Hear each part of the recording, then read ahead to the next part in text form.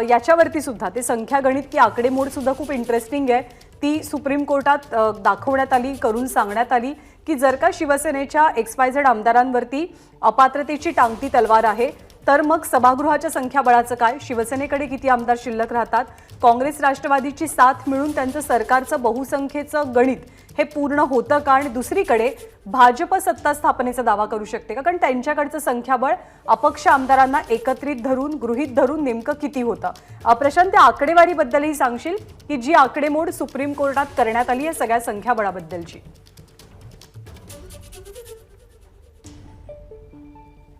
नक्कीच डिस्क्वालिफिकेशन नोटीसचा नेमका काय परिणाम झाला असता असं एक गृहीत धरून ही आकडेवारी केली जाते आणि सोबतच जे पक्षीय बलाबल होतं 2019चं की ज्या आधारे महाविकास आघाडी सरकार स्थापन झालेलं होतं ते नेमकं कसं होतं, काय शक्यता बदलल्या असत्या, या सगळ्या गोष्टींचा विचार जो आहे तो आज न्यायमूर्ती गणिती आकडेमोडीनं करतायत। परवा दिवशी पण जवळपास 5 ते 7 मिनिटं विधानसभा अध्यक्षांची निवड नेमकी कशी झाली, जर हे लोक म्हणजे त्यावेळी फ्लोर टेस्ट झालेली नव्हती उद्धव ठाकरेंच्या राजीनाम्यामुळे, मात्र तरी सुद्धा म्हणजे डिस्क्वालिफाईड मेंबर जे होते ते जर वगळले शिवसेनेचे, सॉरी डिस्क्वालिफाईड नाही, ज्यांच्या विरोधात या नोटिसा होत्या त्यांना जर याच्यातून वगळलं तरी सुद्धा अध्यक्षांचा विजय होऊ शकला असता का राहुल नार्वेकरांचा अध्यक्ष म्हणून, याचं एक गणित न्यायमूर्तींनी केलेलं होतं आणि आज या सरकार स्थापनेसंदर्भातलं गणित केलं जातंय। साहजिकच हे गणित जे आहे ते इतक्या विस्तारानं का केलं जातंय असा जेव्हा प्रश्न पडतो तेव्हा कदाचित न्यायमूर्ती त्याच्यातनं हे सूचित करू पाहतायत का की जरी समजा तुम्ही म्हणताय की फ्लोर टेस्ट उद्धव ठाकरेंनी राजीनामा दिल्यामुळे नाही झाली, पण तरी सुद्धा विधानसभा अध्यक्षांच्या निवडीची जेव्हा वेळ आली तेव्हा या लोकांना सोबत नाही घेतलं तरी सुद्धा अध्यक्षांची निवड होतच होती। म्हणजे लोकशाहीमध्ये ज्या बहुमताला महत्त्व असतं, ज्या संख्येला महत्त्व होतं, तर ती नेमकी कोणाच्या बाजूनं होती हे एक प्रकारे या गणितातून चाचपण्याचा बघण्याचा प्रयत्न न्यायमूर्तींचा आहे का असं म्हणायला नक्कीच जागा आहे। आणि त्यामुळं पुन्हा पुन्हा हे गणित जे आहे ते आपल्याला या ठिकाणी या सुनावणीच्या मध्ये येताना दिसतंय। म्हणजे एकतर राज्यपालांची त्यावेळची भूमिका, मग त्याच्या पाठोपाठ अध्यक्षांची झालेली निवड, मग व्हिपवरनं उपस्थित झालेले सवाल आणि पुढचं सगळं घडलेलं सत्तांतराचं नाट्य, या मुद्द्यांवरती कपिल सिब्बलांनी भर दिलेला आहे। आपल्या आतापर्यंतच्या युक्तिवादामध्ये राज्यपालांनी घटनेच्या चौकटीतच राहून काम करणं गरजेचं असल्याचं मत त्यांनी मांडलं।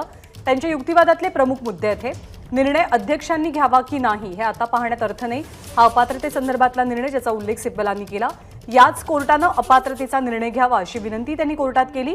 राज्यपालांच्या निर्णयाची समीक्षा करावी असंही त्यांचं म्हणणं आहे। राज्यपाल कोणतीही गोष्ट गृहीत धरू शकत नाहीत, म्हणजे शिंदे हे शिवसेना हे एक प्रकारे त्यांनी गृहीत धरलं आणि त्यांनी शिंदेंना परवानगी दिली, या मुद्द्यावरनं त्यांनी आपला युक्तिवाद पुढे सुरू ठेवला। आणि कोर्टाची बहुमताची आकडेमोड सध्या सुरू आहे, ज्याची माहिती काही वेळापूर्वीच प्रशांतनं दिली की जर आपण शिवसेनेच्या काही आमदारांना, अपात्रतेची टांगती तलवार असलेल्या आमदारांना थोडंसं बाजूला ठेवलं तरी सुद्धा जेव्हा अध्यक्षांची निवड झाली तेव्हा अध्यक्ष निवडीमध्ये बहुमत नेमकं कुणाकडे होतं, आणि जर बहुमत सिद्ध करण्याची वेळ सभागृहात आली असती तर महाविकास आघाडीचं एकूण संख्याबळ बहुमता इतकं होतं का, असा सवाल विचारला असता महाविकास आघाडीकडे 123 आणि अपक्ष असं संख्याबळ असल्याचा उल्लेख कपिल सिब्बलांनी केला। प्रशांत आपल्याला अपडेट देतोय। प्रशांत, नक्कीच हे सगळं गणित जे आहे ते न्यायमूर्तींनी केलेलं आहे। त्यांनी ती आकडेवारी कोर्टात सांगितली की शिवसेना 55, काँग्रेस 44, राष्ट्रवादी 54 आणि भाजप 106 अशी स्थिती होती। जर आपण काँग्रेस, राष्ट्रवादी आणि शिवसेनेची जर आकडेवारी बघितली तर ती साधारणपणे आधीची स्ट्रेंथ 152 होती आणि त्याच्यासोबत 14 अपक्ष होते, हे पण कपिल सिब्बलांनी सांगितलं।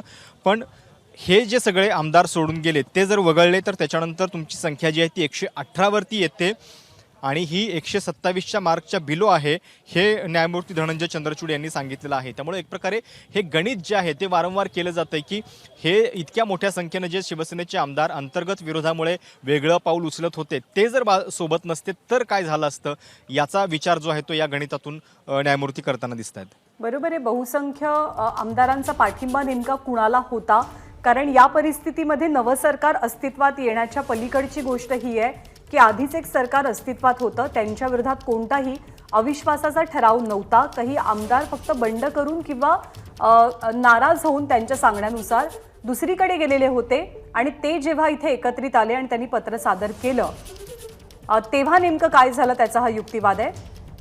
तर शिंदेंच्या बंडानंतर तुमच्याकडे बहुमताचा आकडा राहिला नाही असं सरन्यायाधीशांनी कपिल सिब्बलांना सांगितल्याचं कळतंय. सरन्यायाधीशांची अत्यंत महत्त्वाची टिप्पणी आहे. प्रशांत, ही टिप्पणी खूप महत्त्वाची आहे की बहुमत नव्हतं महाविकास आघाडी सरकारकडे आमदारांच्या बंडखोरीनंतर. नक्कीच, आणि सोबत त्यांचं हे पण म्हणणं आहे की जर अशा पद्धतीनं पक्षांतर झालेलं आहे आणि त्या पक्षांतरामुळं जर सरकारची स्थिरता धोक्यात आलेली आहे, तर अशा स्थितीमध्ये त्या राज्याचा प्रमुख म्हणून राज्यपाल या सगळ्या घटनाक्रमाकडं दुर्लक्ष किंवा त्या संदर्भात उदासीन कसे काय राहू शकतात, हा न्यायमूर्तींचा प्रश्न आहे. आणि सोबतच त्यांचं म्हणणं आहे की हे बरोबर आहे की डिस्क्वालिफिकेशनच्या मुद्द्यामध्ये त्यांनी स्वतः जायला नव्हतं पाहिजे होतं, पण ज्यावेळी ज्या राज्याचे ते प्रमुख आहेत त्या ठिकाणी जर अशा पद्धतीनं बहुमत बदलल्याची स्थिती निर्माण झालेली आहे किंवा काही घटना अशा घडत आहेत की ज्यामुळं त्या गव्हर्नमेंटकडे मेजॉरिटी नाही आहे हे जर दिसतं आहे, तर अशा वेळी ते राज्यपाल त्या राज्याचा संवैधानिक प्रमुख म्हणून कशा पद्धतीनं म्हणजे उदासीन राहू शकतील, हा प्रश्न जो आहे तो न्यायमूर्ती धनंजय चंद्रचूड यांनी विचारलेला आहे. आणि त्यामुळे एक प्रकारे ते राज्यपालांच्या कृतीवरती जे प्रश्नचिन्ह निर्माण झालेलं होतं त्याचं समर्थन या प्रश्नातून स्वतः न्यायमूर्ती करतात का असं आपल्याला दिसतंय. अर्थात कपिल सिब्बल पुन्हा त्याला काउंटर करतायत. त्यांचं म्हणणं आहे की मुळामध्ये हा प्रश्नच त्या ठिकाणी उद्भवत नाही की बहुमत जे आहे ते गमावलेलं आहे की नाही. त्यांनी त्या आर्ग्युमेंटमध्ये असंही म्हटलंय की बहुमत गमावलेलं की नाही हा इथे प्रश्न नाही, प्रश्न हाच आहे की बंडखोरी केलेले लोक राज्यपालांकडे जातात आणि बंडखोरी केलेले आमदार म्हणजे शिवसेना, मूळ शिवसेना असं गृहीत धरून त्यांना सरकार स्थापन करण्यासाठी किंवा शपथ घेण्यासाठी राज्यपालांकडनं परवानगी कशी मिळते असा युक्तिवाद कपिल सिब्बलांचा आहे. जेव्हा धनंजय चंद्रचूड सरन्यायाधीश यांनी याचा उल्लेख केला की आमदारांच्या बंडखोरीचा परिणाम हा अर्थातच राज्याच्या सरकारच्या स्थिरतेवरती झालेला होता. अनेक आमदारांवरती निलंबनाची टांगती तलवार होती आणि अशा परिस्थितीमध्ये राज्यपाल घडत असलेल्या घडामोडींकडे दुर्लक्ष किंवा कानाडोळा कसा करू शकतात हा सवाल त्यांच्याकडनं उपस्थित झाला. पुन्हा एकदा आपण प्रशांतकडे जातोय अपडेटसाठी. प्रशांत. नक्कीच, कपिल सिब्बल आता हा सगळा जो गणितामधून आकडेवारीचा खेळ झाला. कपिल सिब्बल यांचं म्हणणं आहे की या गणितामध्ये मुळात जायची गरजच नाहीये. आमचा प्रश्न हा आहे की जो गट बंडखोर आहे किंवा ज्यांनी बंडखोरी केलेली आहे त्यांना शपथ देऊन एक प्रकारे त्यांना म्हणजे 10th शेड्यूल संदर्भातला निर्णयच त्या ठिकाणी राज्यपालांनी त्या कृतीतून दिला आणि हे चूक आहे. अशा पद्धतीनं डिस्क्वालिफिकेशनच्या पिटिशनमध्ये 10th शेड्यूलचा निर्णय राज्यपाल घेऊ शकत नाही, तो त्यांच्या कृतीतून त्यांनी केला. एक प्रकारे त्या बंडखोर गटाला खरी शिवसेना ही ओळख मुळात राज्यपालांनी दिली त्यांच्या कृतीमधून आणि हे योग्य नाहीये हे सांगण्याचा प्रयत्न त्यांनी कपिल सिब्बलांनी केलेला आहे. त्यांचं म्हणणं आहे की जर समजा कपिल सिब्बल हे सांगतात कोर्टाला की जर समजा भाजपला असं वाटत होतं की आमच्या सरकारनं बहुमत गमावलेलं आहे महाविकास आघाडी सरकारनं, तर त्यांनी तशा पद्धतीचा प्रस्ताव आणायला पाहिजे होता.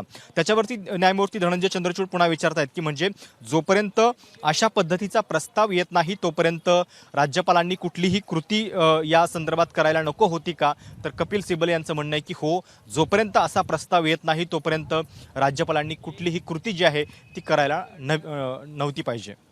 म्हणजे एक प्रकारे राज्यपालांचे अधिकार, राज्यपालांची या सगळ्या सत्ता संघर्षातली भूमिका, कारण जेव्हा वातावरण अस्थिर झालेलं असतं राज्यातल्या सरकार संदर्भातलं तेव्हा राज्यपाल त्याच्याकडे कानाडोळा करू शकत नाही. त्यामुळे सिब्बलांचा ओरिजिनल युक्तिवाद की राज्यपालांनी स्वतः निर्णय कसे घेतले, जे त्यांचं अधिकार क्षेत्र नव्हतं तिथे जाऊन त्यांनी काम का केलं असा सवाल उपस्थित केला होता.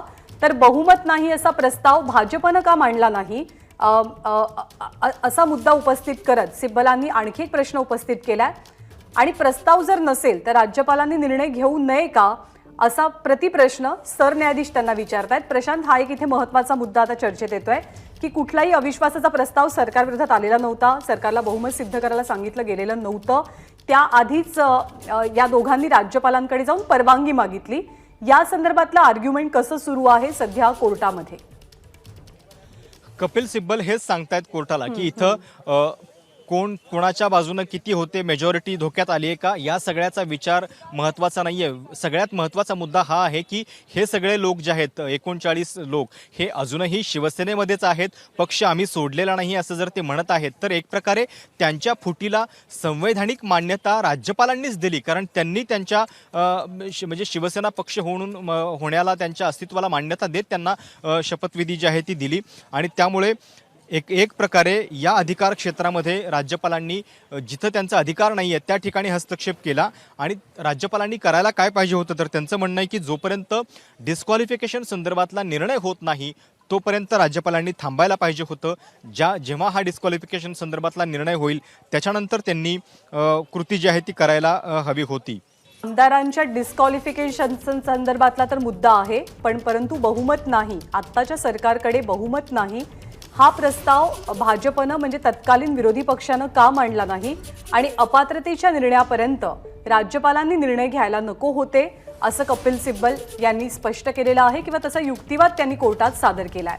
आपण पुन्हा एकदा प्रशांतकडे जातोय अपडेट जाणून घेण्यासाठी. प्रशांत, राज्यपालांनी असं करताना मग अध्यक्षांच्या निर्णयाची वाट बघायला पाहिजे होती का असं न्यायमूर्ती शहा म्हणतात आणि जर मग त्या स्थितीमध्ये अध्यक्ष निर्णयच घेत नसतील तर राज्यपालांनी नेमकं काय करायचं. तर सिब्बलांचं म्हणणं आहे की तो प्रश्नच या ठिकाणी उपस्थित होत नाही. मुळामध्ये कोर्ट जे वर्डिक्ट आहे कोर्टाचा जो निकाल आहे त्यानुसारच त्यांनी वर्तन जे आहे ते करायला पाहिजे आणि त्यामुळं मेजॉरिटी मायनॉरिटीचा विषय नाही आहे. राज्यपालांच्या कृतीतून एक प्रकारे त्यांनी शिवसेनेतली फूट जी आहे तिला संवैधानिक मान्यता दिली. जे लोक दावा करतात की आम्हीच खरी शिवसेना त्यांना त्यांनी स्वतःच्या कृतीतून मान्य केल्याचं दिसतंय जे की त्यांचा अधिकार नव्हता आणि त्यामुळं या सगळ्या संदर्भातले प्रश्न कोर्टामध्ये चर्चिले जात आहेत. एबीपी माझा, उघडा डोळे बघा नीट.